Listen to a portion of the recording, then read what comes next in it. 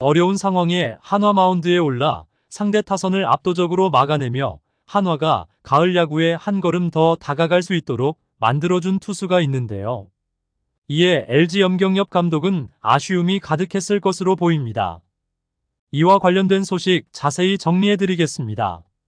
시청하시기 전에 구독과 좋아요 눌러주시면 영상을 만드는 데 많은 힘이 됩니다.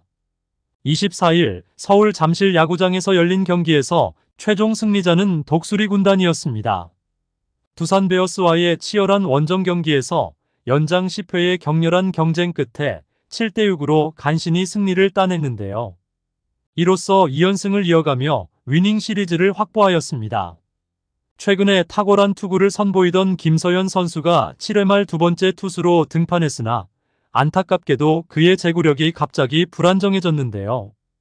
김서현은 서예일에게 볼넷을 허용해 만루 위기를 자초했고 조수행을 상대로 1타점 우전 적시타를 허용했습니다. 이어 정수빈 타석에서 아픈 밀어내기 볼넷을 내주며 두산에게 역전을 허용하고 패배 위기에 몰리게 했습니다. 하지만 9회 말에 등판한 구원투수 이상규는 한화 이글스를 다시금 승리의 길로 이끌었는데요. 두산 베어스의 대타 김재호가 희생번트를 성공시켜 1-4-2루 상황을 만들었고 한화는 양의지에게 고의적인 사구를 내주어 1-4-1, 2루 상황을 조성했습니다. 이후 양석환을 포수 파울플라이로 잡아내고 김태근을 3루 땅볼로 처리하여 위기를 모면했는데요. 10회 말 다시 마운드에 오른 이상규는 강승호와 전민재를 헛스윙 삼진으로 돌려세우고 서예일을 포수 파울플라이로 처리하며 게임을 깔끔하게 마무리 지었는데요. 이상규의 효과적인 구원투구는 팀이 필요로 하는 순간에 큰 역할을 해내며 한화 이글스의 연장전 승리를 확정짓는 결정적인 기여를 했습니다. 그의 뛰어난 제구와 정교한 피칭은 상대 타선을 효과적으로 제압하며 경기를 성공적으로 마무리하는 데 중추적인 역할을 수행했는데요. 한화 이글스의 새로운 멤버가 된 투수 27세 이상규는 2023년 11월 22일 KBO 2차 드래프트 결과를 접하고 놀라움을 감추지 못했습니다. 한화는 1라운드에서 전체 2순위로 LG 출신의 우완 투수 이상규를 선택했는데요.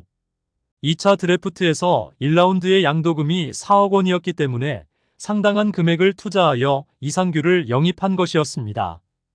이는 한화가 그에게 큰 기대를 걸고 있음을 의미한다고 볼 수 있는데요. 이상규는 처음 지명됐다는 소식을 듣고 정말 나를 2순위로 뽑았다고라는 생각이 들었습니다. 이렇게 빨리 지명을 받을 자격이 있는지 싶었습니다. 정말 의아하고 놀랐습니다. 아마도 LG 감독님과 코치님들의 추천이 있었던 것 같습니다. 라고 말했는데요. 청원고를 졸업하고 2015년 2차 7라운드 전체 70순위에서 LG에 지명된 이상규는 2019년 1군에 데뷔한 이후 4시즌 동안 총 44경기에서 45이닝을 던지며 2승 3패, 4세이브 1홀드, 평균 자책점 6.20, 탈삼진 28개를 기록했습니다. 비록 눈에 띄는 성적은 아니지만 2020년 시즌 초 고우석이 무릎 부상으로 이탈했을 때 LG에서 임시 마무리를 맡을 만큼 그의 피칭 능력은 인정받았는데요. 그의 최고 투구 속도는 스피드건에서 153km까지 기록되었습니다.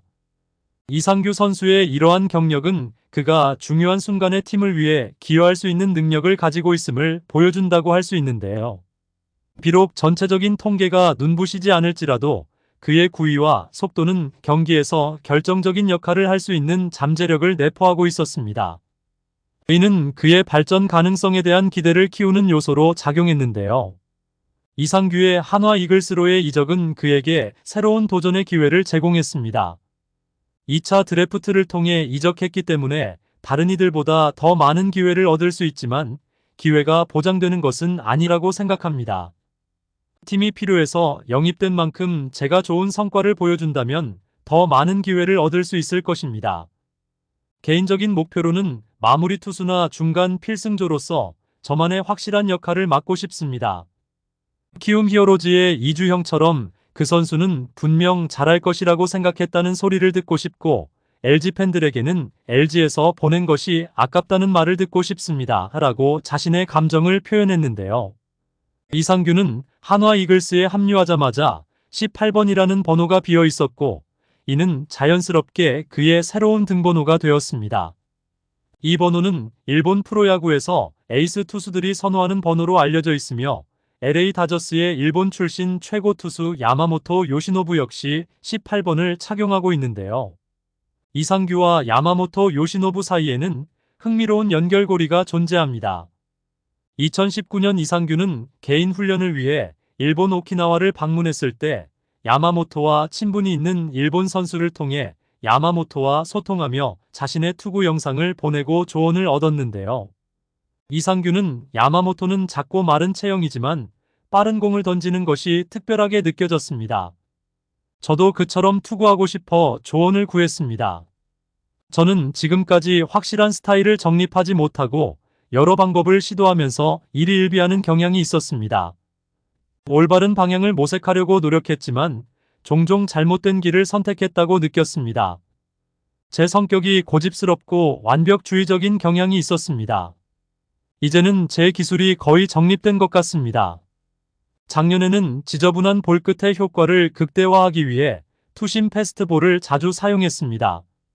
또한 경기 영상을 분석하며 피칭 로케이션을 집중적으로 연구했습니다. 변화구에 대해서도 염경엽 감독님이 포크볼을 던질 수 있어야 경기에서 살아남을 수 있다고 하셔서 그 기술을 연습했습니다. 라고 말했는데요. 포크볼을 추가하고 볼 무브먼트를 강화한 것은 작년부터 변화였으며 한화 이글스는 이러한 점을 높이 평가하여 이상규를 영입한 건데요. 우한 정통파 투수로서 최고 속도 153km에 이르는 패스트볼을 던지는 능력을 지녔으나 평균 속도는 140km 초반에서 150km 사이로 다소 변동성이 크고 연속해서 투구할 때는 구위가 상당히 감소하는 경향이 있습니다. 입대 전에는 평균 130km대의 공을 던지며 평범한 2군 투수로 활동했지만 군복무 중에 자신을 단련하여 구속을 크게 향상시키는 데 성공했는데요. 2020년 5월에는 마무리 투수로서 일관되게 140km 후반대의 포심 패스트볼을 던졌으나 이후에는 다시 속도의 일관성이 떨어졌습니다. 이상규는 패스트볼 외에도 슬라이더, 커브, 스플리터 등 다양한 구종을 던지지만 주로 슬라이더를 사용하는데요. 2024년 8월부터는 양상문 코치와 협력하여 커터 사용 비율을 높이면서 타자들의 타이밍을 교란하는 효과적인 투구 스타일을 선보이고 있습니다. 이상규 선수는 앞으로도 압도적으로 투구하는 모습을 보여줄 수 있을까요?